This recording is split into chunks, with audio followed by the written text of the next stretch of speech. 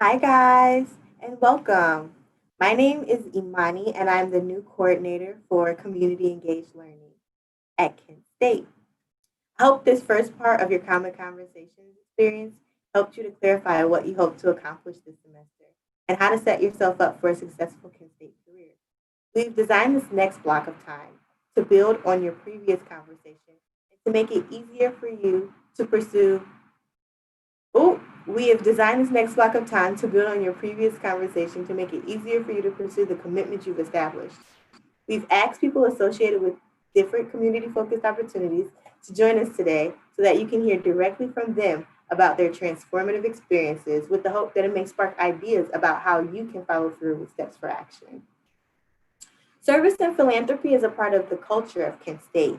In fact, the university was founded in 1910 after William Kent donated 53 acres of his farmland, the land that would be known to be Kent State University. It is our intention that you not only receive a world-class education during your time as a Golden Flash, but that you develop a passion for serving the needs of your community and graduate with commitment to positive change. First, a little bit about our office.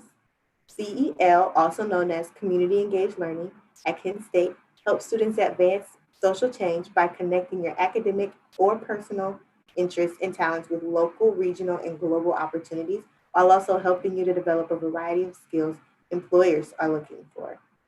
We offer short-term experiences like our monthly days of service, during which students travel to different sites around Kent State for a few hours to work on a variety of service projects with nonprofit agencies, one we have here today. We also offer longer immersive experiences like our alternative break trips, which provide travel experiences organized around one particular issue or community challenge. Students have learned about human trafficking at the state capitol in Columbus, Ohio, rebuilt homes after natural disasters in Houston and New Orleans, and celebrated the LGBTQ community in support of the 50th anniversary of World Pride in New York City, and supported clean water initiatives in the Dominican Republic. Locally, we support hunger fighting initiatives through our campus kitchen program. Using recovered food that otherwise would go to waste, we're able to hold a biweekly food pantry on campus for students, faculty and staff, and community members, as well as make nutritious hot meals for local social service agencies. Finally, Community Engaged Learning, also known as CEL, has held leadership opportunities through our office. A lot of what we do is led by dedicated and passionate students who lead service and reflection and work directly with community organizations on original projects. While things may look a little different this year due to the pandemic, we are committed to connecting you with our amazing community partners so that you can start or continue your journey of impact. So, how do you get involved? The best way to stay in touch with our office is definitely through social media. You can find and follow us on Instagram, Twitter, and Facebook at Kent State CEL. And we also have a biweekly newsletter where you can subscribe to at our website, kent.edu/community. Now, we're excited to introduce to you some of our partners who will share information with you about the opportunities they've experienced themselves as students or have connected with as they participate in community service through community partners. We'll start with Dom. I'm going to have each of them say their name, their role, and what work or activities Kent State they've been a part of or are currently connected to. Hi, everyone. My name is Dominique Bolenbacher, and I am the Community Director for Habitat for Humanity here in Portage County. Habitat is a community partner of CEL, and we are big fans of Kent State. We have volunteers come out to our job sites where they help work on homes for folks who need just not a hand out, but a hand up, not a hand out, sorry. And also our Restore that's in Kent. Awesome. Thank you so much for that. Next, I'm going to have Erin tell you a little bit about themselves. Okay, hi everyone. My name is Erin. Currently, I'm a graduate assistant, which means I'm a graduate student that works for Kent State. I'm a graduate assistant for CEL, so I work with Imani. And I've been connected to a lot of activities at Kent State. Amani mentioned the trip to New York City for the anniversary of the 50th anniversary of Pride. I got to go on that trip as a student and volunteer for a public health organization in New York. I also worked for the LGBTQ Center. I worked for the Academic Success Center. And right now I'm doing work with Kent Cares, which is a committee to provide students with basic needs and securities resources. And so all of those in different ways are connected to like service. So as you guys can see, Erin is completely involved, which I'm sure most of you want to be joining our, what is it, over 350 organizations, but there is still a way for you to get involved with all the other organizations that you're looking for and still be involved with community engaged learning. Next, we'll have Adi. Hey, so my name is Arielis Rodriguez. Most people call me Ari. I am a senior here at Kent State, and involvement, man, I have been pretty involved in Kent State. I am a third year RA, which is a resident assistant. So I like help a lot of the students here at the residence halls. I was a tour guide at Kent State, which I absolutely loved. I spent a lot of time doing different multicultural programs like STARS, Capita, and different things like that. So I've just been involved with Kent State in a bunch of different aspects like that. Also SALSA, which is one of our Latino organizations on campus. That was awesome. Adi, can you tell us a little bit more about what you've done with CEL, like the activities and the Yes, ma'am. So CEL, I was able to go on 2, it was going to be 3, but then the pandemic happened. So that's okay though, CEL is still thebomb.com. So I was able to go on 2 different alternative spring break trips with CEL. One, my freshman spring semester. So it's never too early to get involved with CEL, I'll tell you that. So spring semester, freshman year, I went to Nicaragua, Central America, and we helped the community there kind of speed up the processes they wanted done in their community. And then I was also on that trip Amani mentioned about the clean water initiatives in Dominican Republic.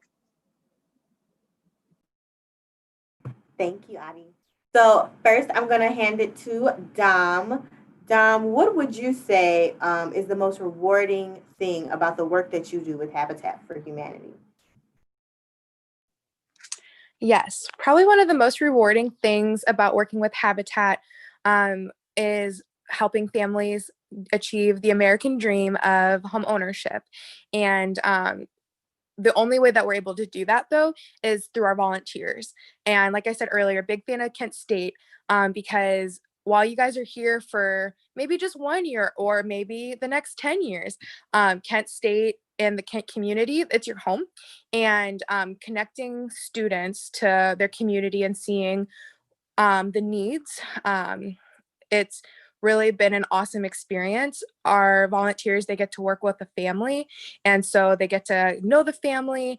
As you keep coming out, they're there working alongside of them, and it's not just, I'm gonna go paint the wall and then be done with it. It's getting to know people's stories and seeing struggles and overcoming those struggles, and making that more real for students. We actually have a student right now who is in the construction management program. He is an intern with us, and he's looking to work full-time with us once he graduates. And so that's just been a really awesome progression to watch, that if it wasn't for Kent State, we wouldn't be able to serve more families because we're able to hire him. And yeah, it's been really great to just watch all of that transpire. That's pretty amazing to find that, you know, you can get involved with the program as early as your freshman year and graduate with a job. That is, I mean, that's what everyone's looking for when they come to college. So that's really amazing. Thank you so much for sharing that story and finding the importance of the narratives of the lives that are being changed. Erin, can you tell the group, everyone, us how, in what ways did this experience impact your future career plan? So did you find yourself pivoting after you've been involved with CEL, or did it like push you forward? Like, yes, I know I want to do this.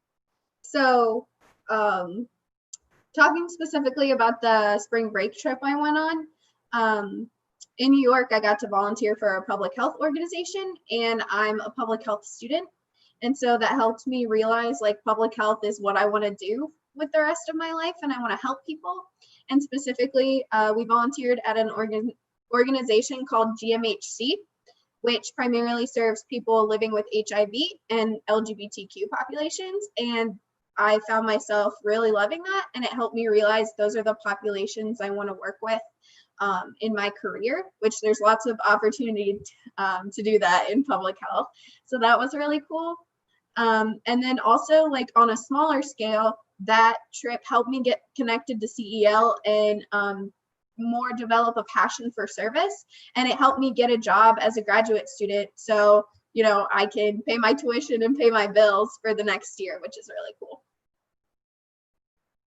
That's awesome. And a little bit of information about GA-ships. If you guys are interested in graduate school, a GA-ship allows you to not pay tuition. So Erin's tuition is fully covered because she's employed by CEL, and there are positions like that all across the university. So I know it's freshman year, but keep your eyes peeled out for those. But then also, I'm hearing, Erin, that the experience that you had really pushed your drive forward for the passion that you had, and you were able to explore, exploratory, you were able to explore your passions through that. So that's awesome. Adi, you're in one more thing. Yes. I just want to say the connections you make in your undergraduate career can definitely help you like open up opportunities for if you want to go to graduate school, and then if you want to get jobs in your real career, like Dom talked about how they have an intern that's going to get a job too. So it starts now. No pressure, a little bit, but not that much. But yes, I agree with everything Erin said. If you're looking to get a career, if you're looking to find your next steps, getting involved is definitely going to help you do that. Thank you so much for that, Erin. Adi, I really wanted to ask you, because you're involved with so much, what about CEL's work stands out, or what makes it so rewarding that you continue to come back? Okay, so I had mentioned this earlier, maybe not on this, but one thing that I absolutely love and appreciate about CEL is the way they participate in like doing service and giving back to the community has never been something, well, from my experience, everybody I've talked to, it's never been something where they feel like Kent State has to save the day of all these people who absolutely need our help. It's always been from a place of let's help the community leaders who are already in those communities really fulfill their vision for their people. So what can we do to just help you guys along what vision you guys already have for you and your community? I absolutely love that. I saw that my freshman year, and that really stuck with me. So ever since then, I talk super highly of CEL, encourage it to every student, because it's such an amazing program where really we just want to help the community in whatever way they see best fit for themselves, because who knows their community better than them, right? So I absolutely love that about CEL. And I was involved in a lot of things, but CEL is something that has always stuck with me in those experiences. So for example, on the 2 trips I went on, they were both like Spanish speaking countries and islands. So that really, now I want to be an interpreter. I've always interpreted for Spanish, but those specific opportunities really showed me the need for it and how valuable and helpful it can be anywhere you're at. So even though I didn't decide that immediately after, I still carry those memories with me. And now senior year, I know what I want to do. So CEL is the best. That's awesome. I really like how you articulated that Kent State and CEL, we're not here to say like, oh, we're going to save you from these horrible things that you're going through. It's really, how do we support the leaders who are already doing the work? We're not looking to slap our name on a flyer and say we did this. We're really here to support the people who are already doing it, so that the community, for the betterment of the community. I really appreciate you saying that, Adi. I also wanted to ask Dom, specifically in the work that you're doing with Habitat of Humanity, how does that work help you serve yourself? Yes. So I would say it helps serve myself with just having as I get to know families, it makes me realize, you know what? I am like everyone has junk, like everyone has stuff that's going on in their life that has shaped them, has maybe like circumstantially might have set them back, and everyone deserves like human dignity and I mean, we all can look back at our own life and be like, oh, well, this happened to me and this happened to me. So like, I'm not worthy, or I'm not good enough. And as I get to work with these families who are so like thankful and eager to move forward in life, like I can look at my own stuff and be like, wow, like I should have that mentality too. Like I can move forward. I can allow people to see the junk in my own life and not be ashamed of it, but move forward. And that's really freed me up to like be able to care for our community more and to like empower other people that like what you're going through, it's normal. Like everyone has stuff going on in their life and it's good to talk about it. Like don't bottle it up and be afraid. Working with people every day who like are being vulnerable with me has really opened up my eyes to see that, and my heart to say like it's okay. I'm there too. Thank you, Dom. That was really interesting. The idea that we can normalize being vulnerable, we can normalize asking for help, and when we see that experience from other people, we liberate ourselves to do the same. That's powerful stuff. That I like that a lot. Um, and Erin, can you share with me how you would say your experiences being involved with CEL for several years, how that has allowed you to be more effective at advocacy and social change? Yeah. So first of all, it's allowed me to like make connections. And I think when people work together, you're better able to like accomplish things and get things done. So it's nice to have connections and have a group of people to work with that are like-minded and, want to fix the same things that I see are wrong in the world. And so that's like probably the biggest one. But also it's helped me like realize that you can't fight every single fight in the world. You have to pick things and really dedicate yourself to maybe one or two, because you can't solve every problem. And that it's nice to know, again, with the connections, that other people are working on those other problems that you can't dedicate all your time to, but you still care about. That's awesome, Erin. I like the idea that you can really hone in on the advocacy skills and social change that you're most passionate about and create connections for those other that you're still for the others issues that you're still passionate about, but you know that you can rely on someone else to continue that work. That's really great. And I only have one more question because we're running really low on time. Adi, can you please share with me how this experience has allowed you to find yourself? Definitely. So I going on both trips was, to me, it literally changed my whole mindset, my perspective, really like shifted my life because now I know what I want to do. I'm much more sure of it. But I think going out for those trips were out of the country, obviously, it really opened my eyes to different perspective of how to view the United States in a really grateful way, and also just, I don't know the word, but just kind of just thinking in terms of someone who lives here and like what we take for granted, the terminology we use on some things, just getting someone else's perspective. I loved because the conversations we were able to have with people in the community was so awesome because we shared such different perspectives and opinions on different subjects and topics that typically I feel like sometimes here, some people kind of choose to stick close to everybody who has the same like-mindedness, and although it can be uncomfortable to get out of your zone or out of what you know and what you believe to be true, it's helpful. As uncomfortable as it may be, it's helpful because people with diverse mindsets make for better dialogue, make for better decision making, make for better everything. So those two trips really helped me embrace and carry that with me everywhere I go. So now I feel like I have a much better, well-rounded mindset, just to be open-minded to different opinions. Although they make me feel uncomfortable at times, that's necessary. It's necessary to kind of move forward and have a better view on everything that happened in your life. So it would have happened without CEL. It's cool.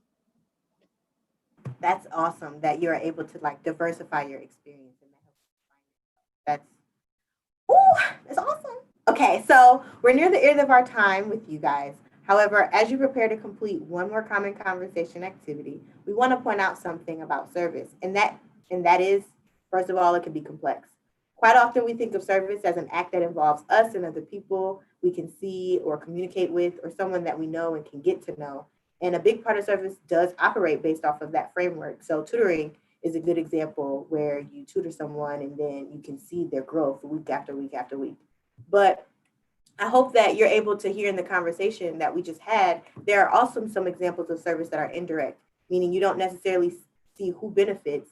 An example of that is wearing a mask, obviously, or helping someone paint a playroom at a local after-school facility. You paint it and then you leave, and then they benefit from the work that you've done after. You never see those after effects.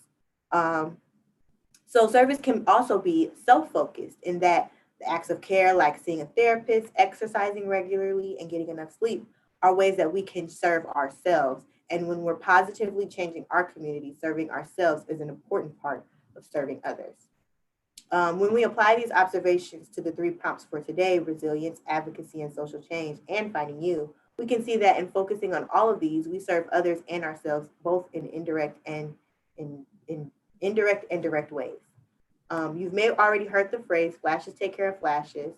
We've adopted that phrase as a university community, not because it's a cool slogan, but because service to others and ourselves is a community value. It's part of our institutional identity. We hope our conversation today has helped you to identify how you can enact that value in your own experience at Kent State, starting with this semester. Thank you, and go Flashes.